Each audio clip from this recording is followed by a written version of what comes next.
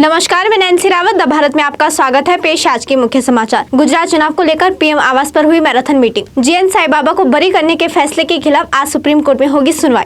सांसद प्रवेश शर्मा के बहिष्कार वाले बयान पर बवाल के बाद हरकत में आई बीजेपी। चेतेश्वर पुजारा की ताबड़तोड़ बल्लेबाजी, 35 गेंद पर जड़ डाले 62 रन। अब खबर विस्तार से। हिमाचल प्रदेश के साथ ही गुजरात में भी विधानसभा चुनावों को लेकर चुनावी सरगर्मियां तेज हो गई हैं। एक तरफ सभी राजनीतिक पार्टियां ताबड़तोड़ रैली कर रही हैं, तो दूसरी तरफ आज इसे लेकर पीएम आवास पर मैराथन मीटिंग हुई। यह बैठक करीब 5 घंटे चली, जिसमें गृह मंत्री अमित शाह, पार्टी के राष्ट्रीय अध्यक्ष जेपी नड्डा और गुजरात के मुख्यमंत्री भूपेंद्र भाई पटेल और प्रदेश अध्यक्ष शामिल रहे। इस बैठक में पीएम मोदी ने गुजरात दौरे और पार्टी के कार्यक्रम को लेकर चर्चा हुई। इसके साथ ही टिकट बंटवारे के मापदंड, चुनावी मुद्दों और केंद्र सरकार की योजनाओं और पीएम मोदी के 18 और 19 अक्टूबर को गुजरात दौरे पर भी विचार किया गया। दूसरी तरफ जीएन साईबाबा को बरी किए जाने के खिलाफ लगाई गई याचिका पर आज सुप्रीम कोर्ट में सुनवाई होगी। यह सुनवाई सुबह 11 बजे शुरू होगी। शुक्रवार को बॉम्बे हाई कोर्ट की नागपुर पीठ ने दिल्ली विश्वविद्यालय के पूर्व प्रोफेसर जीएन साईबाबा को माओवादियों से कथित संपर्क के मामले में बरी कर दिया था। इससे पहले माओवादियों से संबंध और देशद्रोह के आरोप में सजा काट रहे जीएन साईबाबा ने निचली अदालत के फैसले के खिलाफ हाई कोर्ट में अपील की थी। इधर पश्चिमी दिल्ली से सांसद प्रवेश शर्मा की बहिष्कार वाली टिप्पणी को लेकर बीजेपी ने कड़ा रुख अख्तियार किया है। बीजेपी सूत्रों के मुताबिक पश्चिमी दिल्ली से सांसद प्रवेश शर्मा से उनकी विवादित टिप्पणी को लेकर अब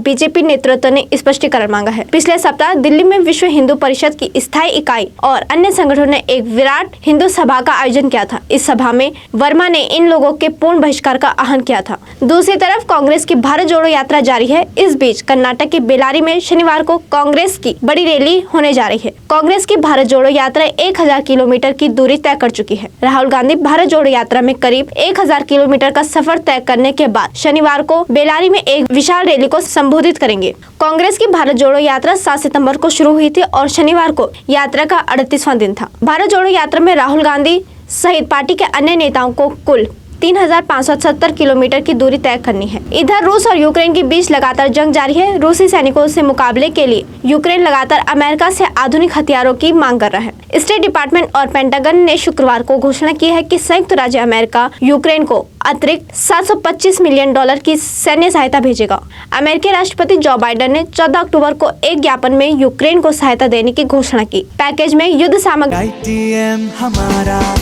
इसमें बहती ज्ञान की गंगा है, इसमें रहती प्रेम की यमुना है, सिद्धांतों का उच्च हिमालय है, भक्ति सिखाता एक तिरंगा है। गुरुकुल जैसा प्यारा ये ITM हमारा, सच्चे सपनों सा प्यारा ये ITM हमारा, हमारा ये इंस्टीट्यूट हमारा, सच्चे सपनों सा प्यारा ये ITM हमारा, ITM हमारा ये इंस्टीट्यूट हमारा, सच्चे सपनों सा प्यारा ये ITM हमारा।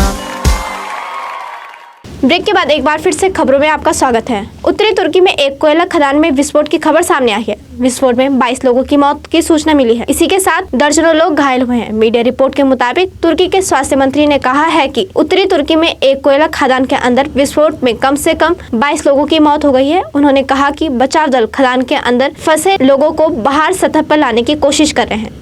इधर परिवहन निगम आज से देहरादून से दिल्ली के बीच इलेक्ट्रिक बस सेवा शुरू करने जा रहा है। परिवहन मंत्री चंदन रामदास शनिवार को इन बसों को हरी झंडी दिखाकर रवाना करेंगे। दरअसल दिल्ली सरकार ने पिछले दिनों BS4 वाहनों के दिल्ली में प्रवेश पर रोक का पत्र भेजा था। फिलहाल इस अवधि को 31 मार्च तक बढ़ा दिया गया है। इस बीच परिवहन निगम ने BS6 और इलेक्ट्रिक या CNG बसों की खरीद में लगाया हुआ है। 4 इलेक्ट्रिक बसें देहरादून पहुँच चुकी है। यह बसें देहरादून से दिल्ली के बीच संचालित होंगी।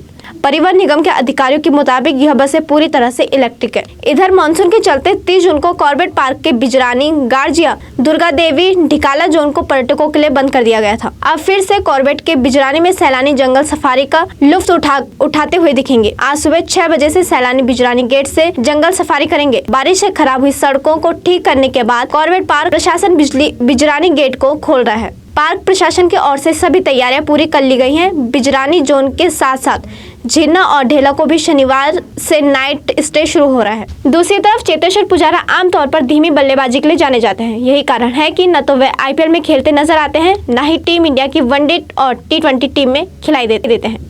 हालांकि इस साल वे सफेद गेंद से खेले जाने वाले सीमित ओवर्स के क्रिकेट में खूब धमाल मचा रहे हैं। इंग्लैंड में रॉयल लंदन वनडे कप में उन्होंने कई धमाकेदार पारियां खेलते हुए बैक टू बैक शतक जड़े थे और अब शायद मुश्ताक अली ट्रॉफी में उन्होंने अपना जलवा दिखाया है। दूसरी तरफ आयुष्मान खुराना अपनी नई रिलीज डॉक्टर जी के साथ सिनेमाघरों में वापस आ गए हैं, जिसमें उन्होंने एक स्त्री रोग विशेषज्ञ की भूमिका निभाई है। इसमें उन्होंने साथी डॉक्टरों के रूप में शेफाली शाह और रकुल प्रीत भी नजर आ रही हैं। फिल्म को क्रिटिक्स और दर्शकों की ओर से काफी अच्छा रिस्पांस मिला है। हालांकि फिल्म को जितनी तारीफें मिली हैं, इसका उतना असर बॉक्स ऑफिस पर नहीं दिखा है। आयुष्मान की पिछली फिल्म को बॉक्स ऑफिस पर 1.77 करोड़ रुपए की ओपनिंग मिली थी। इसी के साथ आज के समाचार समाप्त हुए। धन्यवाद।